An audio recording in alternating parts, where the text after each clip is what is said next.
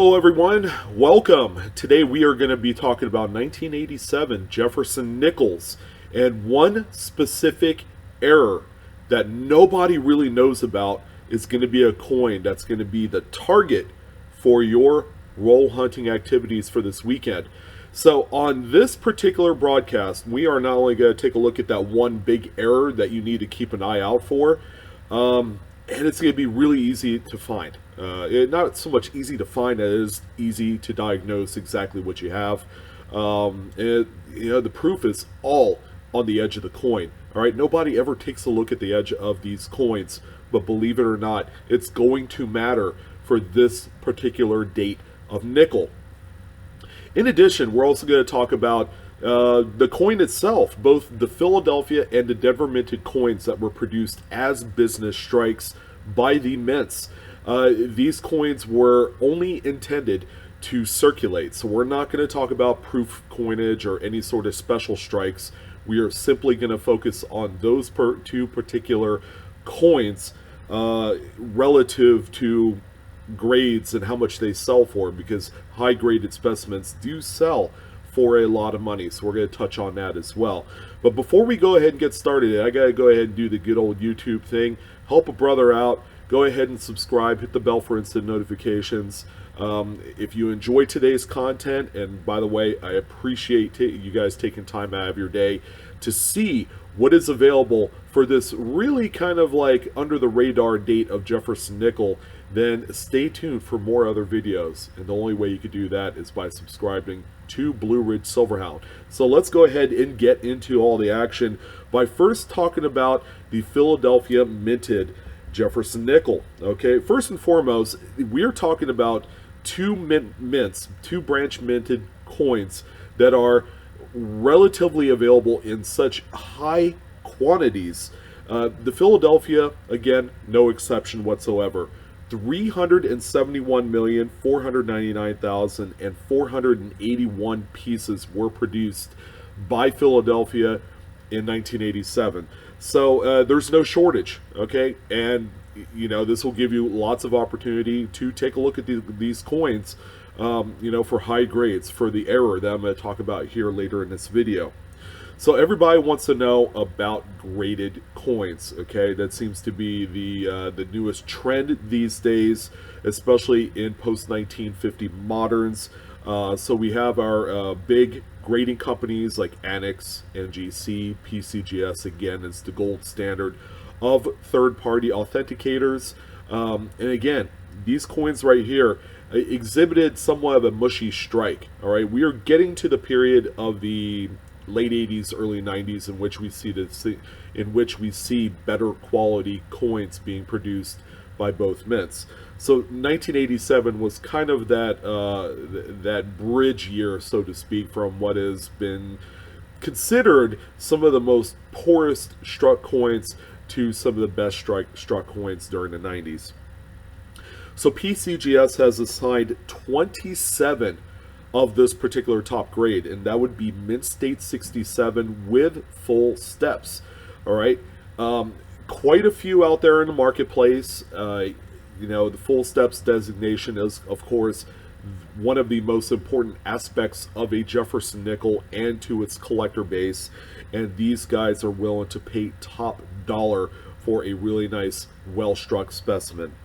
So the highest sale of this particular coin in a Mint State 67 full steps is only $329, okay, and that's by Heritage Auctions back June 2014. So that is the highest sale of any recorded Mint State 67 full steps example.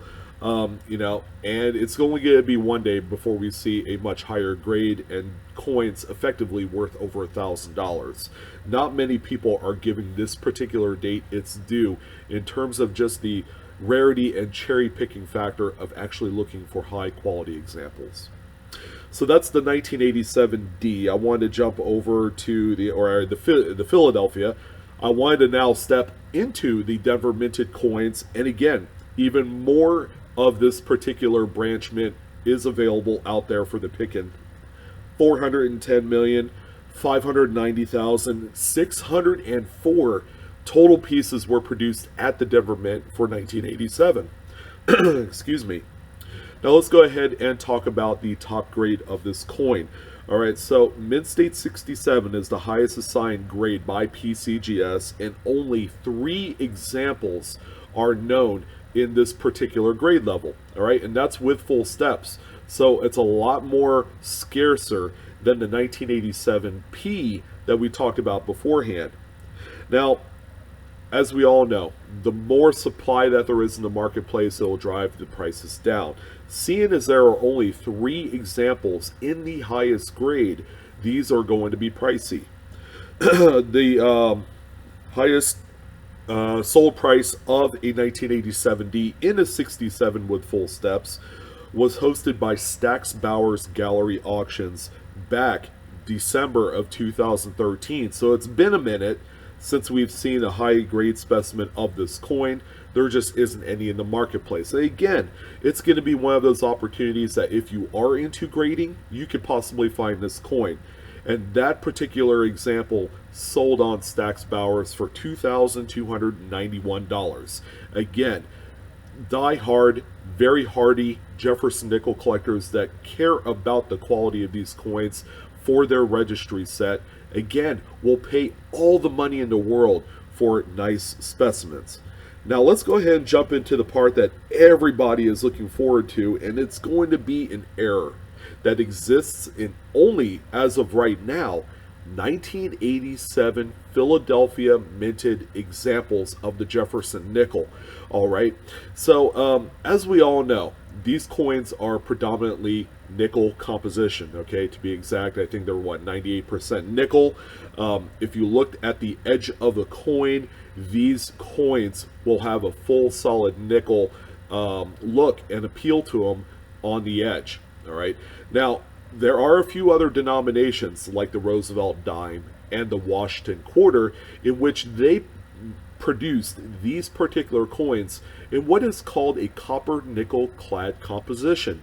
If you looked at the edge of either one of these denominations, and we can also throw in the Kennedy half dollar during its time, you'll see that you have nickel sandwiched around a copper core. All right, so that's going to be extremely evident when you flip the coin over on its edge and you actually see this nickel, copper, nickel sandwich on the edge of the coin. Okay, now there have been a few examples in which the Jefferson nickel was actually struck on a copper nickel clad planchet. Okay, now there's a couple different types that could happen. Okay, a nickel like the one that you see on screen here was probably struck on a Roosevelt dime thickness copper nickel composition. All right, but there are also nickels that were produced on the thickness of a quarter stock, which is slightly thicker. All right, so what you're going to want to do is simply flip the coin on its edge like you see here. Now the real key is to find a nickel where you have that nickel, copper, nickel sandwich look on the edge. Again, this is not typical for this particular denomination of coin. All right, these are supposed to be solid silvery nickel all the way around the coin. All right, so you're not supposed to see that that copper in there. Okay, it just doesn't exist. This is the error that you're going to want to make sure you find, and not many people know about it. And you know, given the fact that nobody really gives the 1987 date any time of day, okay, they're probably one of the most underrated coins when it comes to roll hunters. All right, nobody flips them on their edge to see if they are a copper nickel clad composition. Okay, and then you're going to have an off metal strike is what it's called. Okay, it's a legitimate error that either PCGS or NGC will go out of their way to grade as an error. So let's go ahead and talk about prices, because that's the most important part. All right, these coins are extremely valuable, okay, in the error community. The highest sale recorded for such an example was one that graded NGC AU58, and again, it's a 1987 P. You won't find these on the Denvers as of now. Probably with enough looking, there might be one that might exist. However, this coin right here sold on Heritage Auctions August 13th of 2010 for $1,753.75. Now you gotta tell yourself, man, you know, is it worth it? Heck yeah, it's worth it. Go ahead and flip that coin on its edge and see if you have a copper nickel clad composition Jefferson nickel. They are out there. All right. The most recent sale is another example that graded such, you know, a little bit lower. Okay, it was an XF45 by NGC, and that one sold in 2016, also by Heritage Auctions, for $567. Now, keeping in mind, just as a recap, that if you're looking at the nickel head on, where you're seeing actual Thomas Jefferson on there, you're not going to know if it's an error. Okay, same if you have it flipped over and you see Monticello or Monticello, or however you pronounce that building on the reverse, you're not going to see it there. Everything and all the data is going to be on the edge of the coin. So take a little extra time to flip the coin on its edge, make sure that it's, you know, it is what it is. And if you find that error, you have a coin that's worth many hundreds, if not thousands of dollars. So guys, that's going to go ahead and wrap it up for the rare and very interesting and very valuable 1987 off metal strike, the copper nickel clad error coin that you're going to want to keep an eye out for while you're roll hunting or going through your change. It's a fun find if you find one, and quite honestly, it could be life-changing money. All right, so I want to thank everyone for joining in. Again, like, share, subscribe if you enjoyed today's content. I'm your host, Sean, with Blue Ridge Silverhound, and as always, Coinaholics, we are discovering together. You guys have a wonderful day, happy hunting, and I'll see you on the next video.